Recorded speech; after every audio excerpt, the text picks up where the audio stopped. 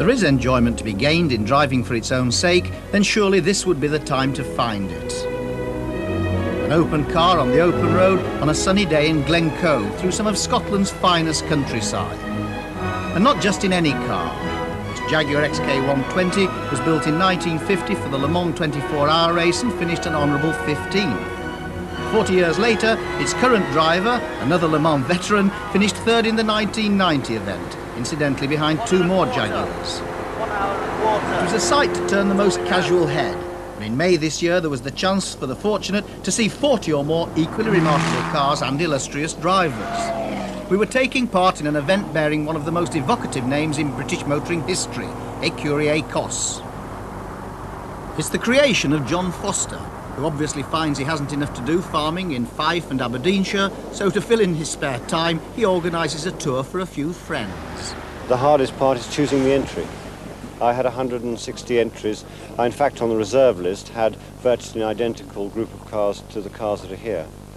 I think that what I try to do is perhaps reflect my interest in cars, which has always been sports racing cars and sports cars, and particularly the older ones, which I think perhaps those were the really magical moments of motor racing, the great front-engine sports cars, the Ds, Es, GTOs, 250 GTs, this sort of cars, and the great pre-war cars. They were very brave people that drove those sort of pre-war cars on appalling roads.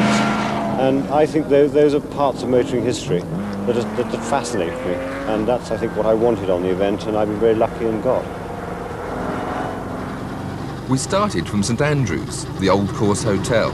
No chance of a round before the off. Instead, it was time for careful warming up of engines. V8s in the 3 GT40s, V12s in half a dozen desirable Ferraris, then checking the route through the Highlands, and even having to resort to age-old remedies to overcome early morning reluctance to start. Well, right, don't worry. We'll need the invoice for this. Cash first, please, Campbell.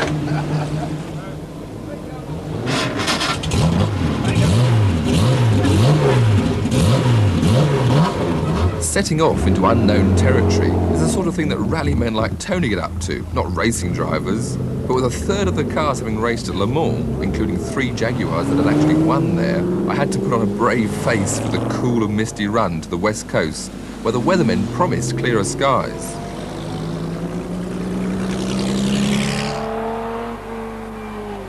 There's not a lot of protection in the 120 fitted with aeroscreens, but we were in good company. There were 2 Alfa Romeo Monzas on the tour, full-blown Grand Prix cars of their day, before the war, and enjoying a good run in the hills north of Crieff. John Foster suffered none of these rigours in his lightweight E-Type, about the most recent of the dozen Jaguars taking part. Most had raced at Le Mans, and the earliest of the 3 winners was Adrian Hamilton's C-Type.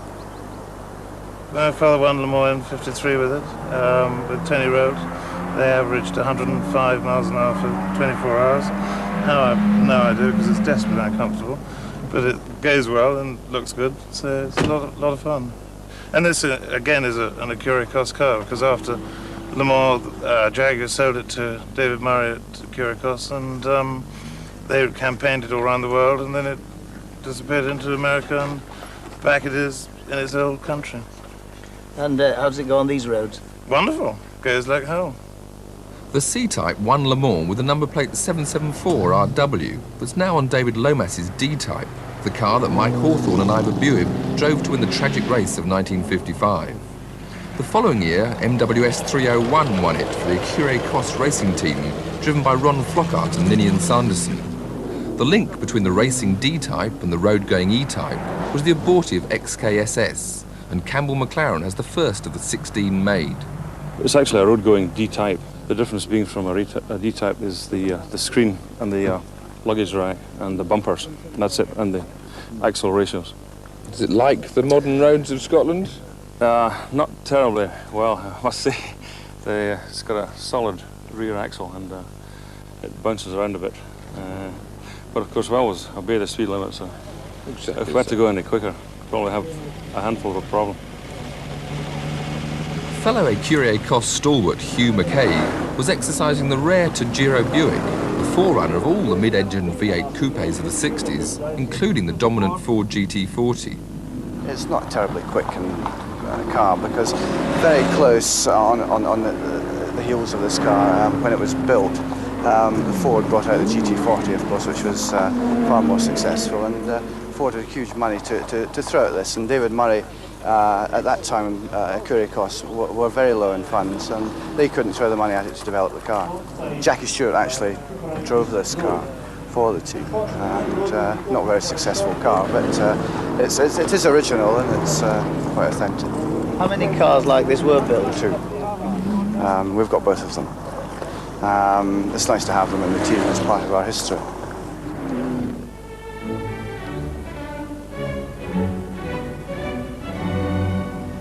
From Inverary Castle, the route went north along the coast to Oban. The weather had improved as Lord Beaverbrook's Ferrari Daytona, still bearing its Le Mans lights and roundels, led us gently through the town. But Tiff and I wondered what was coming next. Will it be raining or will it be sunshine? Sun as we get over the mountain, I would like to hope.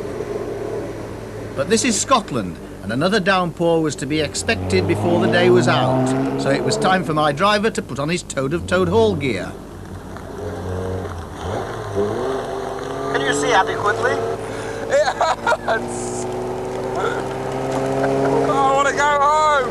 Yes, well, if you just beat those clouds, it'll be lovely and warm and sunny.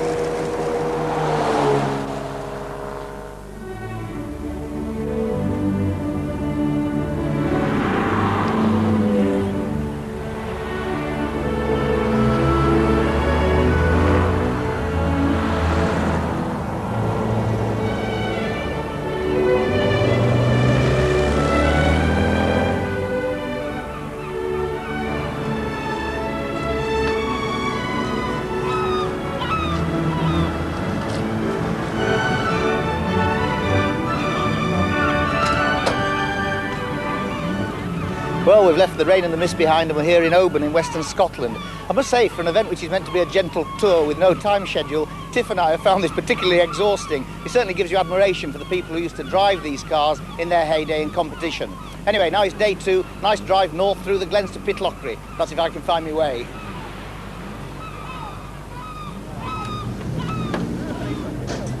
Good morning.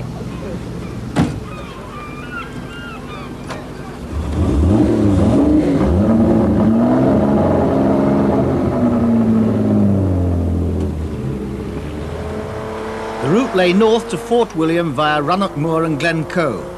In this sort of weather, navigation was a doddle. It was time to enjoy the performance of the car. Now you've had the chance to squirt it up these amazing roads, I mean, what is the handling like?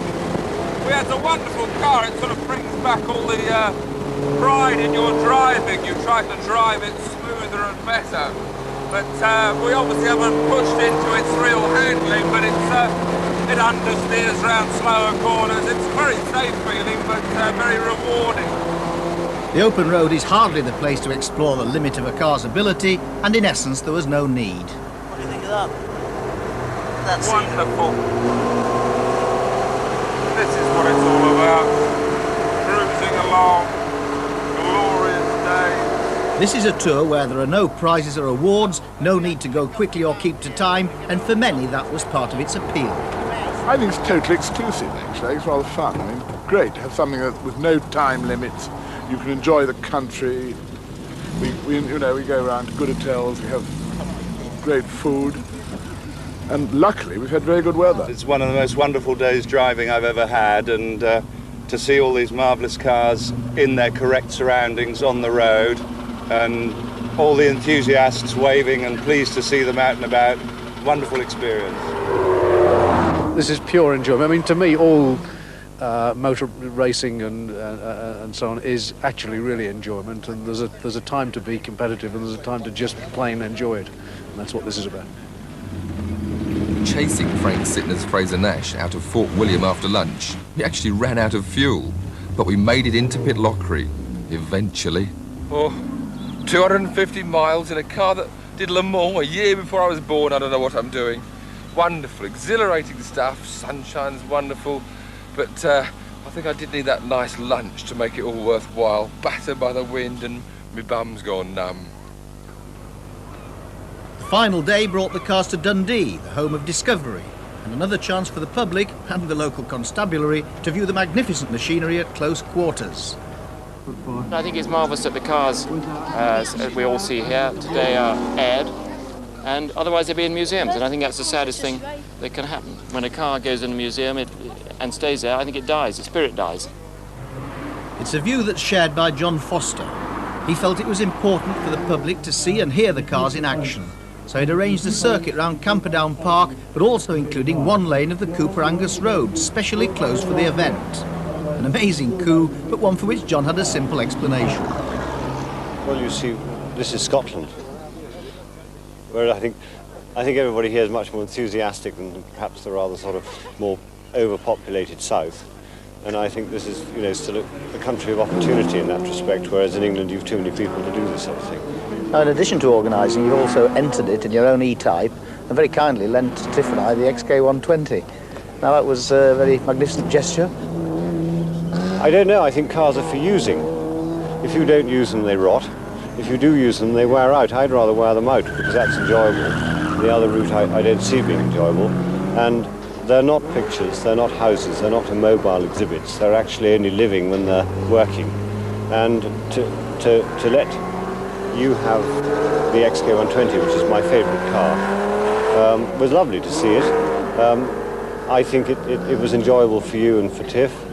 So it's been fun for everybody. Well, who wouldn't like to drive in that one? But if you enjoyed watching it, we've got more of the same coming up this series. We'll report on this year's Pirelli Classic and a unique rally in Spain of Hispano Suizas. What we can also offer you uniquely on this programme is a chance to win one of these fine cars.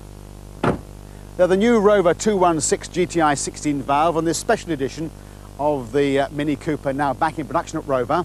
It's a very simple competition. You'll find it in the current edition of Radio Times on sale now. There are 8 photographs. What you have to do is to name the subjects, the people, places and cars, and then use the capital letters of those 8 names to form another word with strong motoring connections. Fill that answer in on the coupon in the Radio Times, send it in, sit back and wait for an answer. And I wish you, of course, the very best of luck. Well, that's all for this week. Next week I'm in Paris with Sue Baker reporting on the motor show. We've got a road test on the new Renault Super Mini called the Clio. Names, they say, are more powerful than numbers. See you then. Until then, drive safely. Goodbye.